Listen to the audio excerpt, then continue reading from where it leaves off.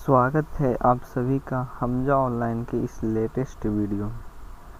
आज के यह वीडियो क्लास 10th वालों के लिए ख़ास होने वाला। क्लास 10th इस वीडियो में हम लोग बायोलॉजी के सब्जेक्टिव क्वेश्चन आंसर को हल करने वाले हैं।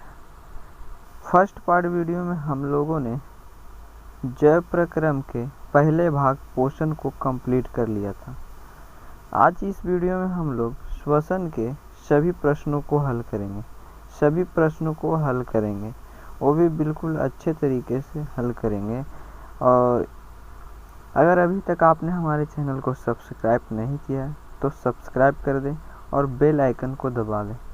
अगर आप 2023 में बिहार बोर्ड एग्ज़ाम 2023 में अच्छा अंक प्राप्त करना चाहते हैं, अच्छे तैयारी करना चाहते हैं, तो हमारे चैनल को सब्सक्राइब कर दें, क्योंकि हम इसी तरह के वीडियो अपलोड करते रहते हैं।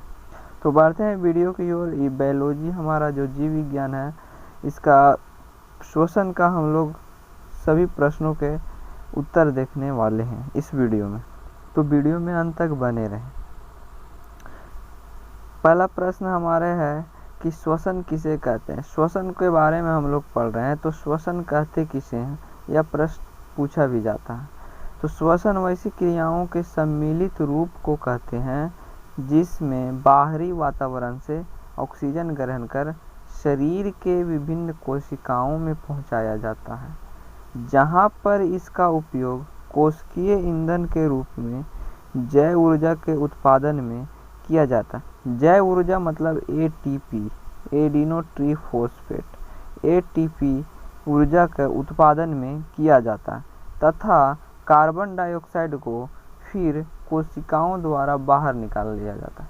कहने का मतलब हुआ कि श्वसन वैसी क्रिया है जिसमें हम कहीं बाहरी वातावरण से ऑक्सीजन को ग्रहण करते हैं, जहाँ पर उस ऑक्सीजन का प्रयोग जो है वो हमारे शरीर के अंदर ऊर्जा के उत्पादन में किया जाता है। जैसे भोजन को जब हम ग्रहण करते हैं तो इसी ऑक्सीजन के मदद से भोजन का पाचन हमारे शरीर के अंदर होता है और वहीं से फिर ऊर्जा का उत्पादन होता है।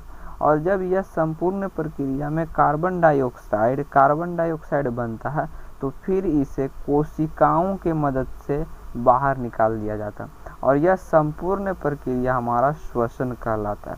संपूर्ण प्रक्रिया श्वसन कहलाता है।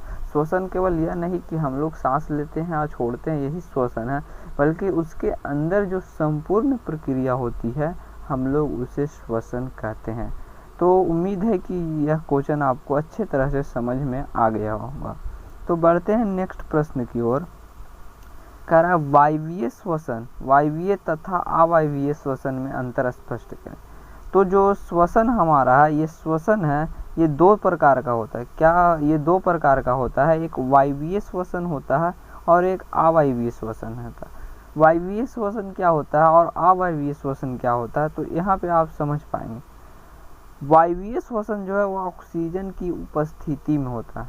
क्या होता है कि अवायवीय श्वसन जो है, वायवीय श्वसन, वो ऑक्सीजन की उपस्थिति में होता है, जबकि अवायवीय श्वसन ऑक्सीजन की अनुपस्थिति में होता है।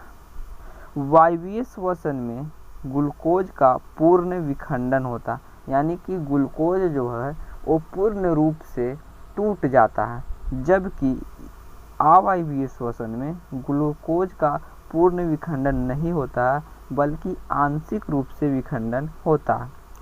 तीसरा पॉइंट है, यह क्रिया कोशिका द्रव्य तथा माइटोकॉन्ड्रियम होता है, यानी कि वायवीय श्वसन जो है वो कोशिका द्रव्य और माइटोकॉन्ड्रिया दोनों में होता है, जबकि अवायवीय जो श्वसन है केवल कोशिका द्रव्य में होता है, केवल कोशिका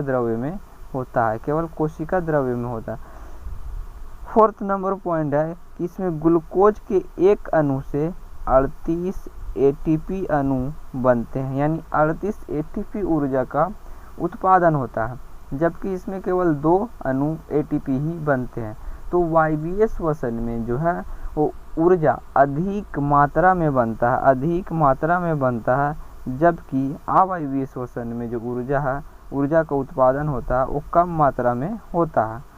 नेक्स्ट पॉइंट इसी में है कि इसका अंतिम उत्पाद कार्बन डाइऑक्साइड तथा जल है।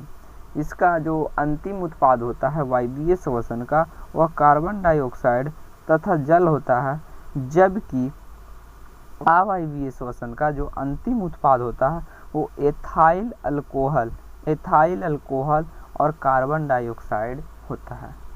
यह उच्च जीवों में होता है, जिसे उच्च जीवों यानी कि बहुकोशिकीय जीवों में यह क्रिया होती है, जैसे मनुष्य भी हो गया और तरह तरह के जो जानवर हैं वो सभी वायवीय श्वसन करते हैं, जबकि यह निम्न जीवों में होता है। अवायवीय श्वसन जो है वह निम्न जीवों में होता है।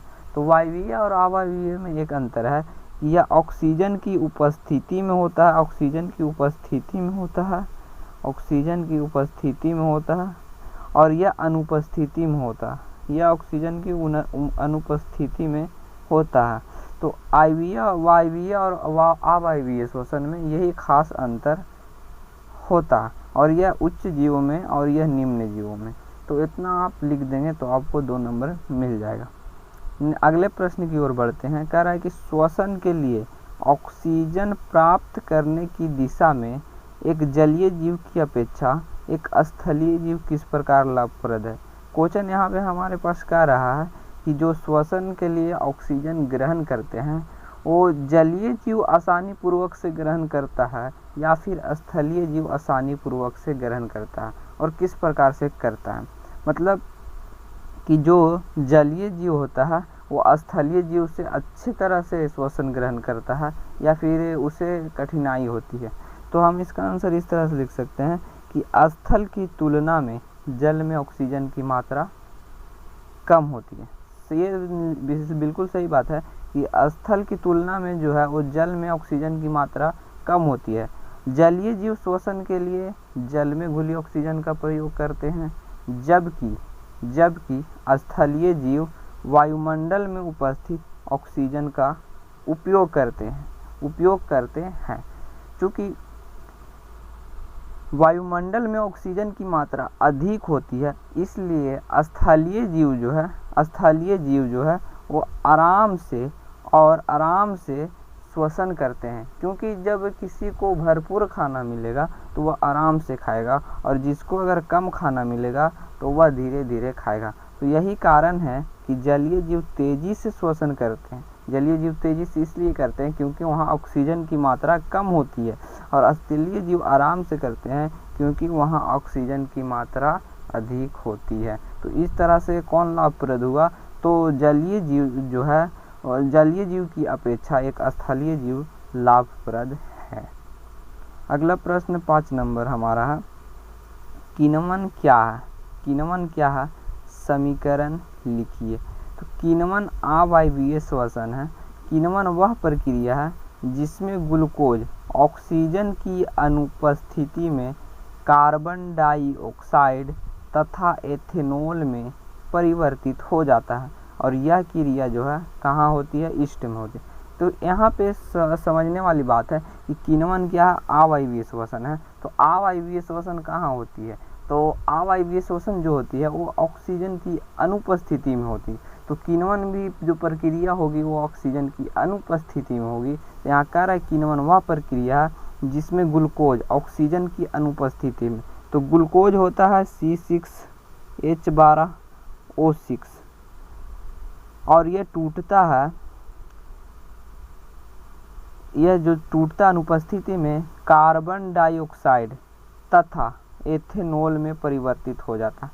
तो एथेनॉल का जो सूत्र होता है C2H5 और OH, एथेनॉल और प्लस में किस में परिवर्तित हो रहा है, तो कार्बन डाइऑक्साइड में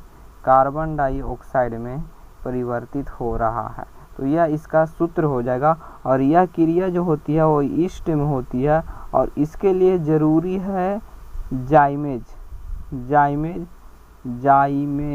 एंजाइम इसके लिए ज़रूरी है, तभी यह क्रिया संपूर्ण होगी। तो जो ग्लूकोज है वो ऑक्सीजन की अनुपस्थिति में एथेनॉल में टूट रहा है और कार्बन डाइऑक्साइड में परिवर्तित हो रही है, और ये जो संपूर्ण क्रिया जो होगी यही किण्वन कहलाती है। यही क्रिया जो है वह किण्वन कहलाती है। नेक्स्ट प्रश्न है कि गिल्स क्या है। गिल्स के बारे में तो आप जानते होंगे, गिल्स क्या है, जो मछलियों में पाया जाता है वही गिल्स है। तो यहाँ गिल्स मछलियों में पाए जाने वाला एक विशेष प्रकार का श्वसन अंग है जो जल में घुलित ऑक्सीजन का प्रयोग श्वसन के लिए करता है। गिल्स जो है वो मछलियों में पाया जाता है और वह जोड़े में पाया जाता है, मछलियों में पाया जाता है और उसी के मदद से जो मछलियां हैं वह श्वसन करती है, क्योंकि गिल्स जो है वो जल में जो ऑक्सीजन रहता है उसे शरीर के अंदर प्रवेश करता है और उसी से शरीर में ऊर्जा का उत्पादन होता है, अर्थात श्वसन की क्रिया पूर्ण होती है। तो गिल्स मछलियों में पाए जाने वाला एक विशेष प्रकार का श्वसन अंग है जो जल में घुलित ऑक्सीजन का प्रयोग श्वसन के लिए करते हैं। मछलियों में गिल्स 2 समूहों में उपस्थित होता है। कितने समूहों में? तो 2 समूहों में गिल्स जो है वो उपस्थित होता है। ये 2 नंबर वाले प्रश्न हैं और यह एग्जाम में बहुत बार पूछे भी गए हैं। तो 2 नंबर वाले प्रश्न में हम इतना भी लिख सकते हैं, उससे दिक्कत नहीं है। आगे है प्रश्न कि ट्रैकिया क्या है। ट्रैकिया के बारे में आप तो पढ़े होंगे कि जो टिड्डो और तिलचट्टा इस सब में ये पाया जाता है और इसमें जो है वो हेमोग्लोबिन नहीं पाया जाता है, जिसके कारण जो उसका रक्त है वो लाल नहीं दिखता है बल्कि वाइट दिखता है। तो ट्रैकिया कीटो, टिड्डो तथा तिलचट्टों में पाया जाता है और इसी की वजह से ट्रैकिया जो है श्वसन करते हैं। ट्रैकिया शरीर में उपस्थित अत्यंत महीन, शाखित और हवा भरी नलिका है जो एक ओर ऊतकों को संपर्क में तथा दूसरी ओर शरीर की सतह पर श्वास रंध्रों द्वारा खुलती है। तो ये जो ट्रैकिया है वो एकदम अत्यंत महीन और शाखित हवा भरी नलिका होती है जो एक ओर ऊतकों के संपर्क में तथा दूसरी ओर शरीर के सतह पर श्वास रंध्रों के द्वारा खुलती है। तो इस तरह हमारा ये जो लास्ट प्रश्न था इसमें 7 ही प्रश्न हम बना पाए हैं जो बहुत ही इम्पोर्टेंट है और जो हमारा बचा हुआ उसे हम अगले वीडियो में करेंगे। परिवहन का हम लोग अगले वीडियो में पूरा कंप्लीट करेंगे और इसमें लगभग 12 से 15 क्वेश्चन के बीच इसमें बनेगा, जो कि बहुत ही इम्पोर्टेंट है और इसमें जैव प्रक्रम में इसी से ज़्यादा प्रश्न पूछे जाते हैं और इसमें हम लोग पढ़ेंगे रक्त के बारे में और रक्त का जो बनावट होता है वो किस प्रकार से होता है उसके बारे में भी हम लोग चर्चा करेंगे और बहुत ही अच्छा से विस्तार से पढ़ेंगे। तो अभी तक आपने हमारे चैनल को सब्सक्राइब नहीं किया तो कर दें, क्योंकि 2023 में अगर आपको 95% लाना है तो हमारे चैनल के वीडियो को ज़रूर देखें और चैनल को सब्सक्राइब करें और बेल आइकन को प्रेस कर दें। तो मिलते हैं अगले वीडियो में, तब तक के लिए जय हिंद।